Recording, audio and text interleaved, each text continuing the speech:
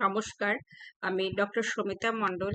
আজকে অ্যানিমিয়া নিয়ে একটু বলতে চাই, বিশেষ করে মেয়েদের আর বাচ্চা ছেলে মেয়েদের মধ্যে যে অ্যানিমিয়া রোগটা আমাদের দেশে অত্যন্ত কমন, বিশেষ করে ওয়েস্ট বেঙ্গলে প্রচুর বাচ্চা এবং মায়েদের এবং আদিবাসীদের মধ্যেও কিন্তু অ্যানিমিয়া রোগটা অত্যন্ত বেশি।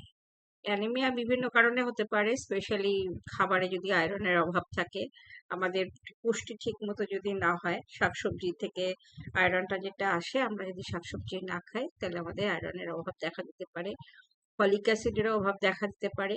এবং এনভায়রনমেন্টাল ফ্যাক্টর, যেমন ধরুন খালি পায়ে বাচ্চারা গ্রামের দিকে হাঁটে বা মায়েরা খালি পায়ে হাঁটেন, তাতে হুকওয়ার্ম পায়ে ঢুকে যেতে পারে এবং সেটা শরীরে গিয়ে সেই কৃমিটাকে রক্ত শোষণ করে সেই কৃমি অ্যানিমিয়া সৃষ্টি করতে পারে।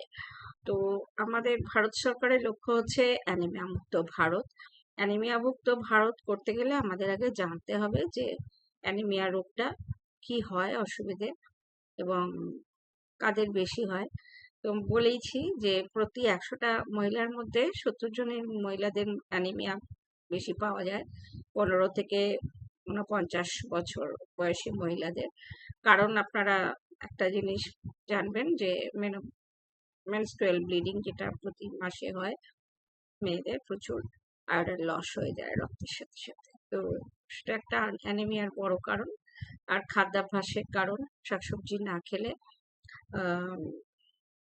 আয়রন জাতীয় খাবার কম খেলে আয়রন ডেফিসিয়েন্সি অ্যানিমিয়া হতে পারে। বাচ্চাদের ক্ষেত্রেও তাই, তাদেরও অন্তত 6 মাস থেকে 5 বছর অবধি বাচ্চাদের প্রচুর অ্যানিমিয়া দেখা যায়। প্রতি 100টে বাচ্চার মধ্যে দেখা যাচ্ছে 60 থেকে 70টা বাচ্চার অ্যানিমিয়া থাকছে। অ্যানিমিয়া মানে তার হিমোগ্লোবিন যদি পরীক্ষা করা হয় রক্তে, সেটা 11-র নিচে নেমে যাচ্ছে, সেটাকে আমরা অ্যানিমিয়া বলছি। তো স্বাভাবিকভাবে এটা অ্যাকচুয়ালি 12-11-র উপরে বা 12 এরকম থাকে। তো এই হিমোগ্লোবিনের পার্সেন্টেজ আর কি আমাদের কিন্তু বাড়াতে হবে খাবারের মাধ্যমে। নিউট্রিশনটা খুব ইম্পর্টেন্ট, তার জন্য এডুকেশন জানতে হবে যে কোন খাবারে পাওয়া যায়। যেমন ধরুন পালং শাক, তারপরে আর বিভিন্ন রকমের সবুজ শাকসবজি, সেখানে কিন্তু আয়রনটা পাওয়া যাচ্ছে। ছোলা, মসুর ডাল, এগুলোতেও আয়রন থাকে। এগুলো কিন্তু আমাদের খাওয়া খুব জরুরি। আর সাপ্লিমেন্ট হিসেবে ভারত সরকারের প্রোগ্রাম যেটা অ্যানিমিয়া মুক্ত ভারত, সেখানে কিছু ওষুধ ফ্রিতে দেওয়া হয়, বাচ্চাদেরও দেওয়া হয়। বাচ্চাদের 6 মাস বয়স বাচ্চা থেকে 5 বছর অব্দি, এই 59 মান্থস, সেই বাচ্চাগুলোকে সপ্তাহে 2বার করে 20 মিলিগ্রামের আয়রন ট্যাবলেট আর 100 মাইক্রোগ্রাম ফলিক অ্যাসিড সিরাপ এটা দেওয়া হয়। এই ওষুধটা কিন্তু তাদের শরীরে শক্তি আনে এবং তাদের বুদ্ধি বিকাশে সাহায্য করে। তাছাড়াও কৃমির ওষুধ খাইয়ে তাদের যাতে পেট কৃমি মুক্ত থাকে সেটা দেখতে হবে, বা এদেরকে শেখাতে হবে যে বাচ্চাদের যেন নিয়ে তারা আসে। আর একটু বড় বাচ্চা মেয়ে, 5 থেকে 10 বছরের বাচ্চাদের, অ্যাডোলেসেন্ট যাদের বলা হয়, তাদেরকেও কিন্তু ওষুধ খাওয়ানো হয় উইকলি। 45 মিলিগ্রাম আয়রন আর 400 মাইক্রোগ্রাম ফলিক অ্যাসিড, এটাও কিন্তু গভর্নমেন্টের প্রোগ্রাম আছে। আর এটা ছেলে মেয়ে উভয়কেই দেওয়া যেতে পারে। অ্যাডোলেসেন্ট বাচ্চা, স্কুলে যায় যে বাচ্চারা, সেই বাচ্চাদের জন্য একটা আয়রন বড়ি সপ্তাহে দেওয়া হয়। তো প্রেগনেন্ট মায়েদের জন্য প্রতিদিন একটা করে আয়রন বড়ি খেতে হবে, যদি তার হিমোগ্লোবিন 11-র উপরে থাকে। কারণ প্রেগনেন্ট হলেই আয়রনের ডিমান্ড বাড়ে, তাদের আয়রন ডেফিসিয়েন্সি অ্যানিমিয়া হবেই। সেই জন্য প্রোফাইল্যাকটিক্যালি তাদের আয়রন বড়ি অন্তত 100টা ট্যাবলেট তো খেতেই হবে। আর যদি তার হিমোগ্লোবিন 11-র নিচে নেমে যায়, তাহলে 2টো করে সপ্তাহে, প্রতিদিন 2টো করে খেতে হবে, অন্তত 100 দিন। তো সেটা হলে তার বাচ্চা সুস্থ হবে, মায়েরও প্রেগনেন্সি থেকে মানে ডেলিভারির সময় ব্লিডিং কম হবে। এটা কিন্তু মায়ের একটা মর্টালিটি কমাতেও সাহায্য করে আয়রন সাপ্লিমেন্ট।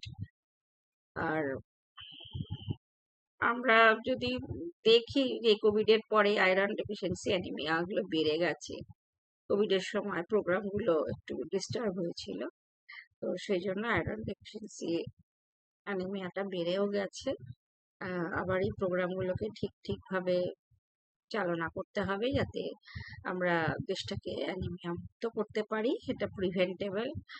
আয়রন ডেফিসিয়েন্সি হলে বাচ্চাদের বুদ্ধি কমে যাবে, মায়েদের মৃত্যুর হার বেড়ে যাবে, অনেক রকমের সমস্যা এবং বিভিন্ন শারীরিক অসুবিধা দেখা দেবে। তো আয়রনটা কিভাবে আমরা খাবার থেকে পেতে পারি এটা ছোট্ট করে বলছি।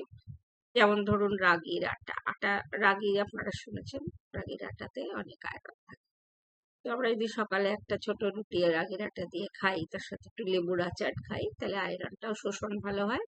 আয়রন প্লাস ভিটামিন সি শোষণে হেল্প করে। আয়রনটা শরীরে তাড়াতাড়ি রক্তে মিশে যায়, উপকার দেয়। লাঞ্চে আমরা ডাল, মুসুর ডাল, পালং শাক, ভাজা রাইস, ভাতের সাথে একটুখানি মাছ, ছোট মাছের তরকারি, এগুলো খেলে আমাদের কিন্তু আয়রনটা শরীরে আসবে। আয়রন শুধু না, ফলিক অ্যাসিডও আসবে। খাবার থেকে হিম আয়রনটা পাই, মাছ থেকেও, ছোট মাছ থেকেও পাওয়া যাচ্ছে। তো সেগুলো উপকারী। আর সন্ধ্যেবেলায় ধরুন ছোলা, কাঁচা ছোলা ভিজানো, তার চাট করে যদি একটু তাতে তেঁতুলের একটু টক চাটনি একটু দিলে আয়রনের অ্যাবজর্পশন ভালো হয়। তো স্ন্যাকিং করা এরকম ছোলা দিয়ে ভালো। ডিনারে আমরা বিট রুট দিয়ে একটা ভাজা করতে পারি, বিট সেদ্ধ করে সেটার সাথে আটা মিশিয়ে চাপাতি করতে পারি, তার সঙ্গে একটু টক দই দিয়ে। এটা কিন্তু আমাদের আয়রনের অ্যাবজর্পশনের ক্ষেত্রে হেল্প করে এবং আয়রনের চাহিদা পূরণ করে। তো এইভাবে ডায়েটের মাধ্যমে, ওষুধের মাধ্যমে এবং নিয়মিত চেক আপ দেখতে হবে যে আয়রন আমাদের ঠিক আছে কিনা। সেটা বছরে একবার অন্তত আপনারা হিমোগ্লোবিন পরীক্ষা করে দেখতে পারেন। যদি দেখেন যে মাথা ঝিমঝিম করছে, দুর্বল লাগছে, মাথা ঘুরছে, তাহলে হতে পারে আপনার আয়রনের অভাব হয়েছে শরীরে। তো এগুলো যেহেতু প্রিভেন্ট করা যায়, আমরা খুব সহজেই কিছু খাদ্যাভ্যাস, কিছু ওষুধের মাধ্যমে এই রোগটাকে রাখতে পারবো এবং অ্যানিমিয়া মুক্ত ভারত আমাদের অঙ্গীকার। নমস্কার।